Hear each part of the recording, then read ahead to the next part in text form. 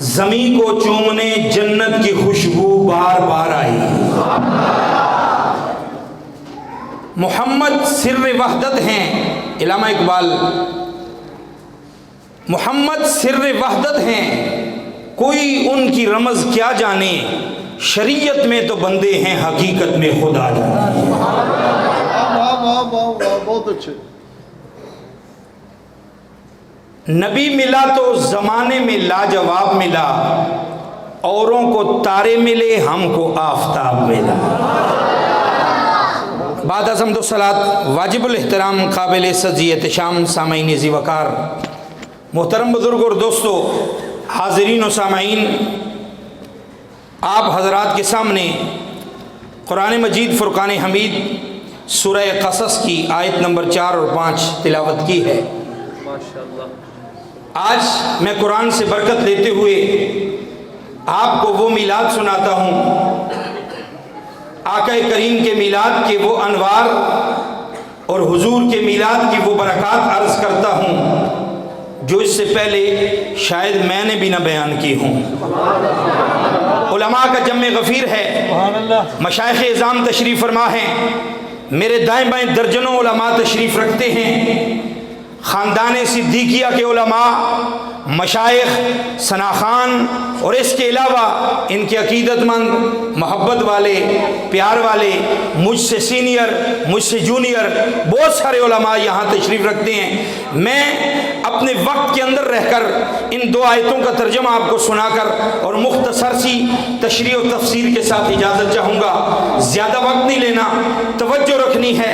سبحان اللہ کہہ کہ آپ تھک تو گئے ہوں گے کیونکہ آپ 7 بجے نماز ادا کر کے یہاں بیٹھے ہیں اور اس وقت تک آپ مسلسل سبحان اللہ کے نعرے لگا رہے ہیں، لیکن جس نبی کی ولادت کی محفل میں بیٹھے ہیں اگر 2-4 گھنٹے ان کا نام سن کر سبحان اللہ کہہ لیا تو اتنی تھکاوٹ نہیں، یہ کوئی بہت بڑی احسان والی بات نہیں۔ وہ نبی پیدا ہونے سے لے کر اس دنیا سے جانے تک ہر وقت اپنی امت کو یاد کرتے رہے۔ بہت اچھے، بہت اچھے۔ پیدائش کے وقت بھی رب حبلی کہتے ہوئے دنیا پر تشریف لائے، اور جب اس دنیا سے جا رہے تھے تب بھی اسرائیل کو فرما رہے تھے مجھے لگتا ہے موت کے وقت سختی بڑی ہوتی ہے۔ عرض کیا حضور میں تو آپ کا نوکر ہوں، میں کون ہوں سختی کرنے والا؟ فرمایا میں اپنی بات نہیں کر رہا، اپنی امت کے گنہگاروں کی بات کر رہا ہوں۔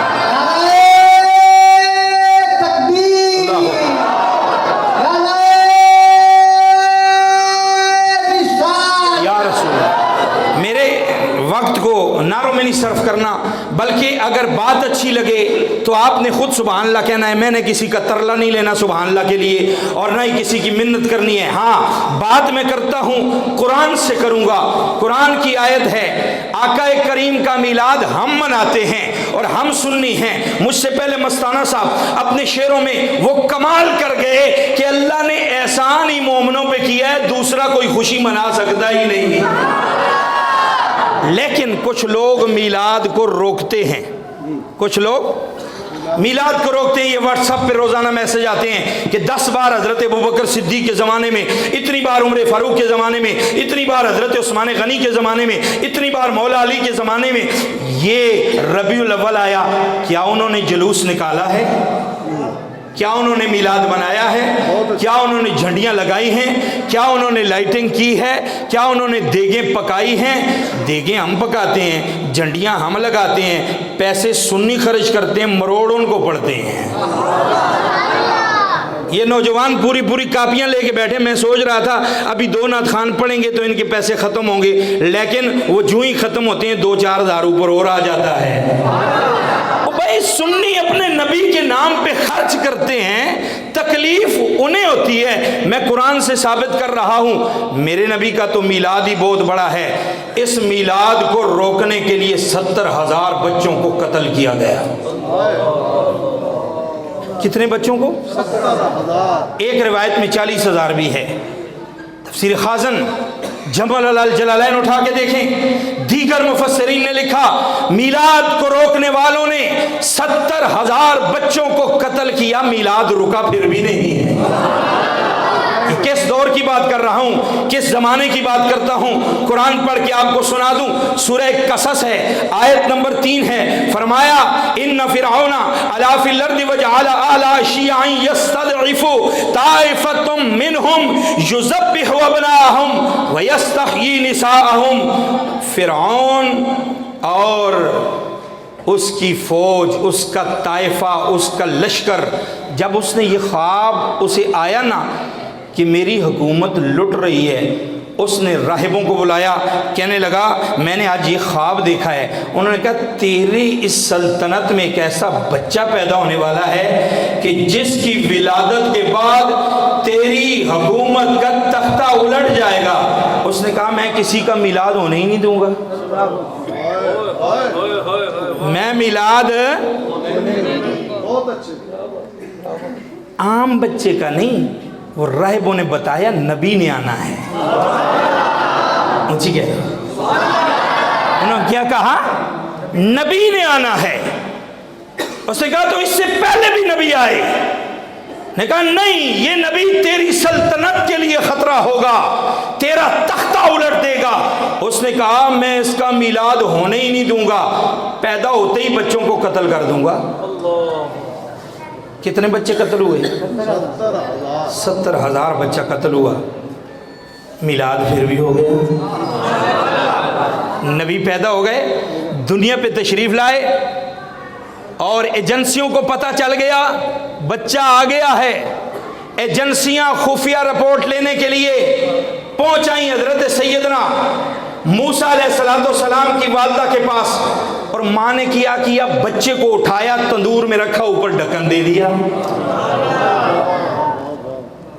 ایجنسیوں نے آگے گھر میں تلاشی لی، سب کچھ دیکھا، بچہ نہیں ملا. ایجنسیاں واپس گئیں. آپ کی والدہ فرماتی ہیں بیٹی کو بیٹی جلدی کرو، جاؤ تندور سے ڈھکن اٹھاؤ اور اپنے بھیا کو تو اٹھا کے لاؤ. کہا امی اس تندور میں تو میں نے آگ جلا دی ہے،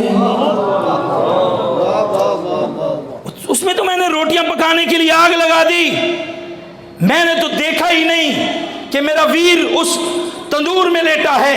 ماں کا کلیجہ دھڑکا، جلدی سے آئیں.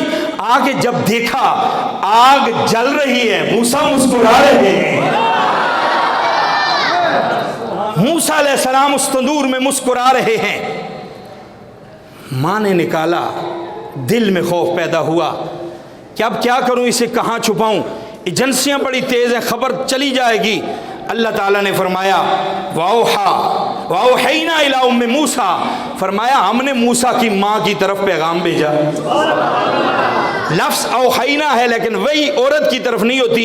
فرمایا ہم نے پیغام بھیجا موسیٰ علیہ السلام کی ماں کو کہ ان ارضعیہ فاذا خفت علیہ فالقیہ فی الیم. اے موسیٰ کی امی، اگر تو اس کی حفاظت سے پریشان ہے تو جلدی کر اس کو اٹھا کے دریائے نیل میں ڈال دے. یا اللہ ڈالوں کیسے، چیز تو کوئی ہے نہیں، کس میں رکھ کے ڈالوں گی؟ فرمایا جبریل جلدی جا. یا اللہ میں کیا کروں؟ فرمایا جلدی سے جنت سے ایک درخت کے تختے نکال اور پھٹے چیر کر ایک صندوق بنا اور صندوق لے جا. تجھے نہیں پتا نبی کی ولادت ہوئی ہے؟ سبحان اللہ. نبی کے میلاد میں اپنی خدمت پیش کر. کیا خوب یہاں ایک جملہ ہے، فرمایا یہی جبریل ہے حضرت موسیٰ کی ولادت پر پھٹے چیر رہا ہے، صندوق بنا رہا ہے، اور یہی جبریل ہے میرے مصطفیٰ کی ولادت پہ جھنڈے لگا رہا ہے. فرمایا تو جانا ذرا، میرے موسیٰ کی ولادت ہوئی، اپنی خدمت پیش کر تاکہ میلاد پہ خدمت کرنے والوں کو پتہ چل جائے کہ ہم یہ خدمت میں اکیلے نہیں ہیں، نبی کی ولادت کی خدمت میں جبریل بھی شامل حال ہوتا ہے. آئے تکبیر، اللہ اکبر، آمد مصطفیٰ، آمد مصطفیٰ. مرحبا. اچھا جبریل آیا، ڈبہ بنا کے صندوق لے آیا، اور وہ صندوق مفسرین لکھتے ہیں ایسا تھا اس میں کوئی سوراخ نہیں، اگر سوراخ ہوتا تو دریا میں رکھتا تو پانی پڑ جاتا. ویسا صندوق ہے کہ اس کے اندر ہوا کے جانے کی گنجائش بھی. کیا خوبصورت جملہ ہے کہ اگر موسیٰ علیہ السلام کو صندوق میں رکھ کر بند کیا، آکسیجن نہیں جا رہی، سوراخ کوئی نہیں، تو جو کہتے ہیں نبی کی قبر میں سوراخ نہیں، نبی زندہ کیسے ہے؟ میں نے کہا جیسے امام کا مقتدی اپنے صندوق میں زندہ تھا، ایسے امام الانبیاء اپنے مزار میں زندہ ہے۔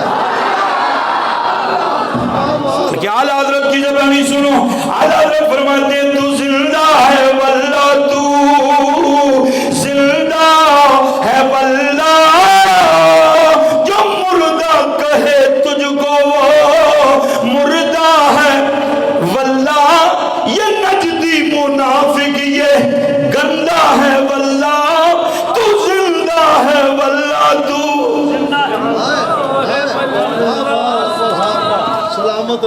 میرے نال مل کے پڑھو گے بریلی تک آواز آئے گی، اعلیٰ حضرت بھی خوش ہو جان گے۔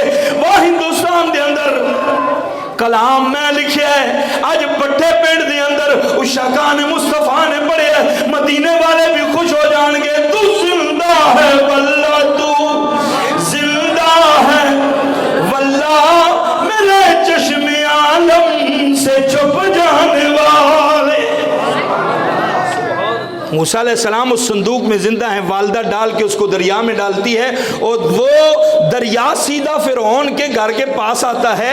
اللہ نے فرمایا تو میرے نبی کی آمد پر بچوں کو مرواتا تھا، اگر تیرے گھر میں اپنے نبی کا میلاد نہ کرواؤں تو مجھے رب کون کہے گا؟ صندوق سیدھا چلا گیا فرعون کے گھر میں۔ حضرت آسیہ نے دیکھا، آسیہ فرعون کی بیوی ہیں، کس کی؟ کیا کھچ بندہ ہے اور کیا پاک بیوی ہے۔ چولاں دی چول تے بیوی کتنی اچھی۔ اللہ اکبر۔ میں اگر سورہ تحریم پڑھوں تو اس بیوی کی مثال سورہ تحریم ہے اور یہ 28واں پارہ ہے اور آیت اس کی آخری رکوع کی ہے۔ اللہ فرماتا ہے ضرب اللہ مثلا للذین آمنوا امرأۃ فرعون، اللہ تعالیٰ ایمان والوں کے لیے فرعون کی بیوی کی مثال بیان فرماتا ہے۔ کیا بیوی ہے جس کا ذکر قرآن میں آ رہا ہے؟ میں نے غور کیا تو مجھے شاید سمجھ آئی اس بیوی کی عظمت اتنی کیوں ہے، اور میں دیکھو کتنی چول کے ساتھ گزارا کر رہی ہے، آخر عظمت والی ہے تو گزارا کر رہی ہے نا۔ لیکن وجہ ایک اور ہے، وجہ یہ تھی جب وہ صندوق آیا، اس بی بی نے صندوق اٹھا کے کھولا، دیکھا سونی منمونی صورت ہے اور نور نبوت کا جب آسیہ کے چہرے پہ پڑا، انہوں نے اٹھا کے چوما، سینے لگایا۔ فرعون آ گیا، یہ کون ہے؟ کہا دیکھتے نہیں ہو کتنا خوبصورت بچہ ہے۔ اس نے جلاد بلایا، کہنے لگا اسے قتل کرو، اس کی آمد کے لیے تو میں نے 70,000 بچے مروائے ہیں، جلدی کرو اسے قتل کرو۔ آسیہ نے حضرت سیدنا موسیٰ کو سینے سے لگایا، میں پرے ہٹ چول، ہٹ جا دفع ہو، تجھے نہیں پتا یہ عظمت والا بچہ ہے؟ قرۃ عین لی، اونچی کہو سبحان اللہ۔ میرے پاس وقت بہت کم ہے، میں اپنی بات کو ختم کرنے والا ہوں، علماء کا جمع غفیر ہے، لیکن اگر اس جملے پہ لطف آئے تو پھر سبحان اللہ بنتی ہے۔ اس نے کہا قرۃ عین لی، اوے تجھے نہیں پتا یہ بچہ میری آنکھوں کی ٹھنڈک ہے، یہ بچہ میری آنکھوں کی ٹھنڈک ہے۔ بس رب کو یہ بات بڑی پسند آئی کہ حضرت آسیہ کو وہ مقام دیا کہ ذکر قرآن میں ہے اور قیامت کے دن جنت میں ہے۔ قرۃ عین لی، آگے کیا ہے جی؟ ولک۔ حضرت آسیہ نے دیکھدا نہیں کیڑا سونا بچہ ہے، کتنی سونی صورت ہے، تو بال تے ویکھ، ایدیاں اداواں تے ویکھ، ایدا چہرہ تے ویکھ، ایدا نور تے ویکھ۔ قرۃ عین لی ولک، یہ میری بھی آنکھوں کی ٹھنڈک ہے، تیری بھی آنکھوں کی۔ فرعون نے منہ چڑھایا اور کہنے لگا تیری آنکھوں کی ہو سکتا ہے، میری آنکھوں کی نہیں۔ جیسے ہم اذان میں جب نبی کا نام آتا ہے تو انگوٹھے چوم کے نہیں آنکھوں پہ لگاتے، ساتھ کہتے ہیں قرۃ عینی بک یا رسول اللہ، یا رسول اللہ تسی تے ساڈیاں اکھاں دی ٹھنڈک ہو، تے کئی کہندے نے تہاڈیاں اکھاں دی ہو سکدے نے، ساڈیاں دی نہیں، اسی نہیں چومڑیاں، ایسے انگوٹھے نہیں چومنے۔ تو ہم ان کو یہی پیغام دیتے ہیں کہ جب آسیہ نے کہا یہ میری آنکھوں کی ٹھنڈک ہے، تو نہیں مانتا تو نہ مان جا، جہاں مرتا ہے مر جا، لیکن اس بچے کی طرف میلی آنکھ کر کے دیکھنا نہیں۔ میں کہتا ہوں حضرت آسیہ کو وہ مقام ملا۔ اب اندازہ تو کرو، جس موسیٰ علیہ السلام کو آسیہ اپنی آنکھوں کی ٹھنڈک بنا رہی ہیں، رب لم یزل فرماتا ہے وَنُرِيدُ أَن نَمُنَّ، میں ارادہ کر رہا ہوں۔ یہ فرعون اس کی ولادت کو روک رہا ہے، اس کی آمد پر یہ بچوں کو قتل کر رہا ہے، لیکن اسے پتہ نہیں کہ ارادہ میں کر رہا ہوں۔ میرے نبی کی آمد کا ارادہ میں کر رہا ہوں، اور اس کو میں غریبوں اور کمزوروں کے لیے رحمت بنا رہا ہوں زمین میں۔ غور تو کریں، جو صرف زمین والوں کے لیے رحمت بن کے آئے، اللہ فرماتے ہیں اس کے میلاد کا ارادہ میں خود فرما رہا ہوں، تو جو ساری کائنات کے لیے رحمت بن کے آئے، ان کے میلاد کو کوئی روک سکتا ہے؟ کسی کی جرت نہیں ہے۔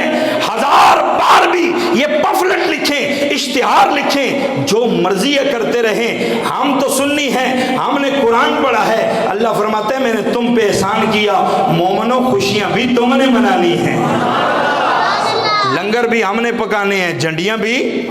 اسی شعر کے ساتھ اپنے بیان کو ختم کرتا ہوں۔ شاعر کہتا ہے صدائیں درودوں کی آتی رہیں گی، جنہیں سن کے دل شاد ہوتا رہے گا، خدا اہل سنت کو آباد رکھے، محمد کا میلاد ہوتا رہے۔